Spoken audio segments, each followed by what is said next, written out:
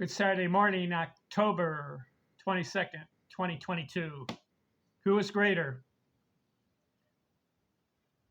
Cap Anson, Paul Waner. Why did I pick these two? I like matching up Hall of Fame baseball players who played about the same number of games in their career.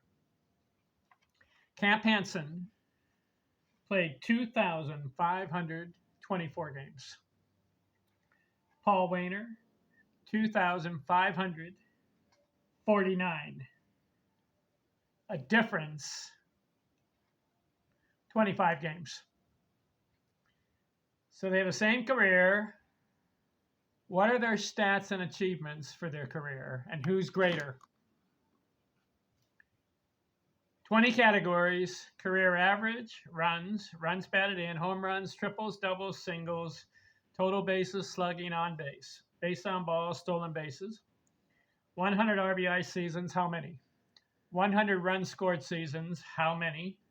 Most RBI in a season, most runs scored in a season, highest average in a season, most hits in a season, most 200 hit seasons, and career hits. Match them up.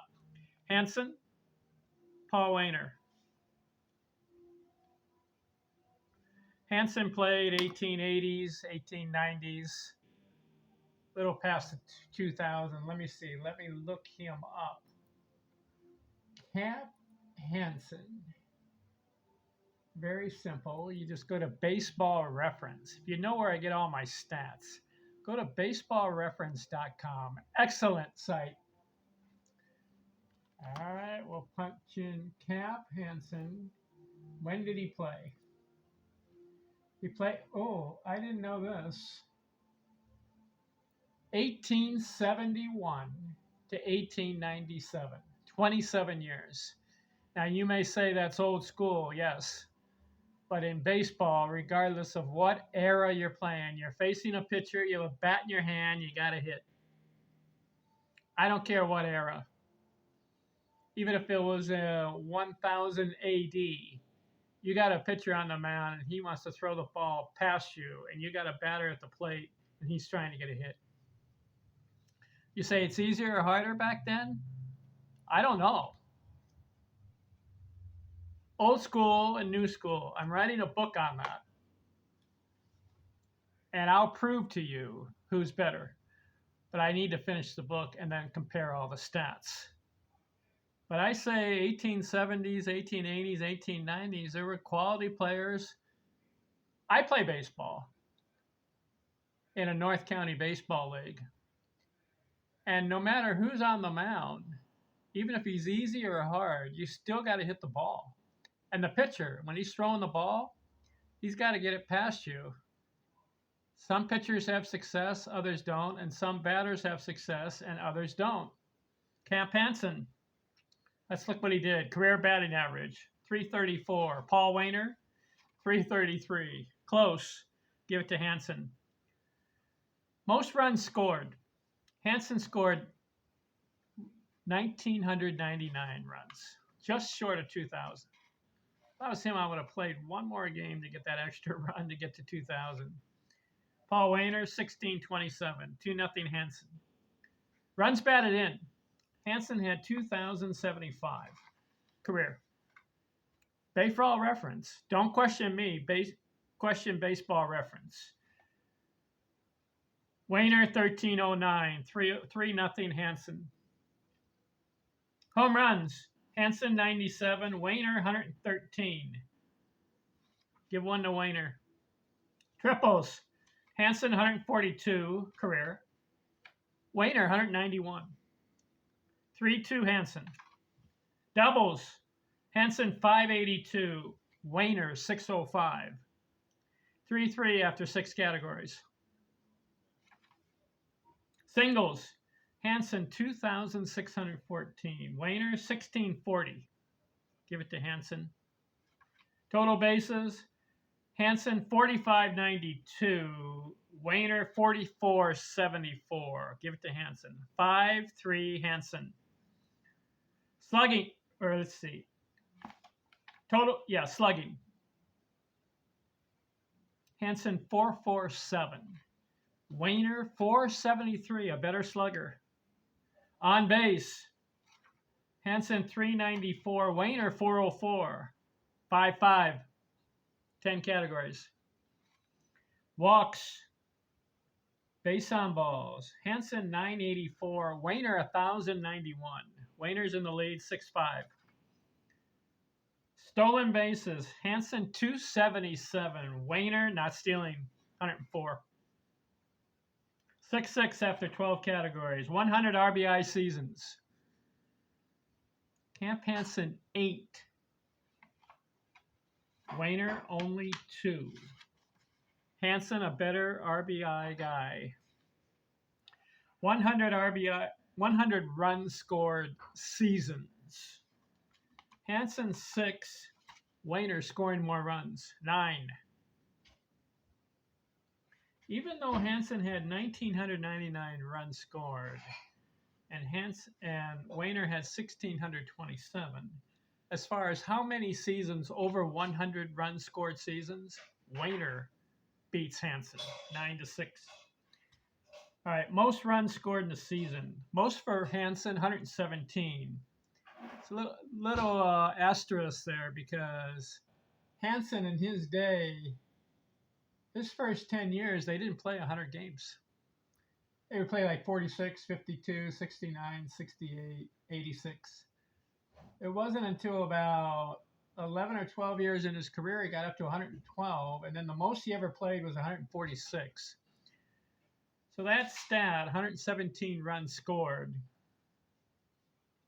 that was in 125 games, almost a run a game. For Waner, the most 142 runs scored, but he played 154 game season.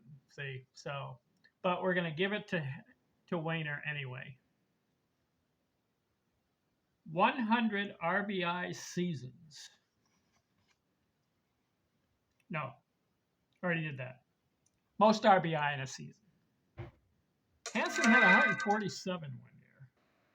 That's a really good year. And that was in 125 games. More than an RBI a game. The most for Waner, 131 RBIs in a season. So Anson, a better RBI guy than Waner. Give it to Anson. He's leading 8-8. No, it's tied 8-8. Okay. Highest average in a season. The highest for Anson, 399. He batted 399 one year. The highest for Waner, 380. 9-8 Anson. All right. Most hits in a season. Anson 187. Waner had a 237. So after 18 categories are tied 9-9. 200 hit seasons. Anson didn't have any. Why? Because he's only playing 100 to 130 games a year. Waner had 8 200 hit seasons. 10-9 Waner. Last category, total hits. Anson 3,435. Waner 3,152. Okay. Waner plays 25 more games in his career than Anson. They both play over 2,500 games. Yet Anson beats Waner by 280 hits. Anson's a better hitter. Better career batting average, 334 to 333 for Waner.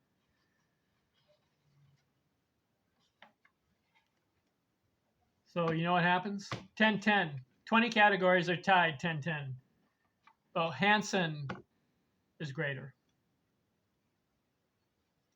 He has more runs scored, 1,999 to Waner's 1,637. He has more RBIs, 2,000. to Waner's 1,300. Anson has a better batting average. He has more total bases. He had more RBI in a season. He has more career hits. Who do I take? I take Cap Anson. Must have been some hitter back, though, in the 1870s, 80s, 1880s, and 1890s. Must have been some hitter. Couldn't get him out. He struck out 330 times and over 11,000 plate appearances. Pretty good. 11,000 times you come up and you only strike out 330 times. Paul Waner, let's see how many times he struck out. Paul Waner. He came to bat 10,000 times, struck out 376. These guys are very close. Anson, 330 strikeouts and 11,000 at bats. Waner, 376 and close to 11,000 at bats. I'm going to have to go with Cap Anson here. Back in the 1870s, 80s, and 90s, you may say it was easier to hit. I don't agree. You still got a pitcher on the mound. You had Albert Spalding, you had John Ward, you had Bud Calvin back in those days, John Clarkson, Tim Keefe, Kid Nichols. These guys were good pitchers. He had to face them. I'm sure he did.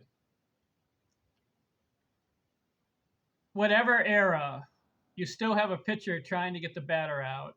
I don't think it was easier. I think in one sense, it may have been harder back in those times because you're facing the same guy 3 or 4 times. Today's era, you're facing different pitchers. Is it easier to hit 4 different pitchers in a game or the same pitcher 4 times in a game? I don't know on that one because do you want to face Sandy Koufax 4 times? Or would you rather face Koufax once and 3 other guys? I would rather Koufax just 1 time and then the other 3 pitchers. And same with Juan Marichal and Bob Gibson. You want to face them 4 times? Nolan Ryan 4 times? Or would you rather face the reliever? See my point? So back in their day, they faced the same guy 4 times. But if it was Spalding or Keefe or Calvin or Nichols, John Ward, these guys were good pitchers. And if you face him the first time, he gets you out. Second time, pitcher's going to mix it up and get you out again. You may have success, you may not. So this argument of the old school versus new school, which was easier, which was harder, I say they're basically you can pros and cons on both sides as far as difficulty or being easy. Look I play the game of baseball. No matter who you're facing, you got to swing the bat, hit the ball. If a guy is throwing hard, you can adjust and hit the ball. But is he a harder pitcher versus a guy who's not throwing hard, but yet he throws the slow curve and the changeup and the screwball and the sinker? When I play, I like the fastball. And if the guy's throwing hard, I like that. I can time it and hit it. The guys I have trouble with is the slow curve and the sinker in the dirt. I've struck out on the slowest pitchers in the league. It comes up, you try to time it, and either I'm under it or over it. A lot of times I miss it. Well, I can hit the slow one, but I'd rather hit the fast one. Anyway, that's just some of my opinion. But as far as this matchup, Cap Anson, Paul Waner, Anson wins it, and I pick Anson. Talk to you later. I'm out.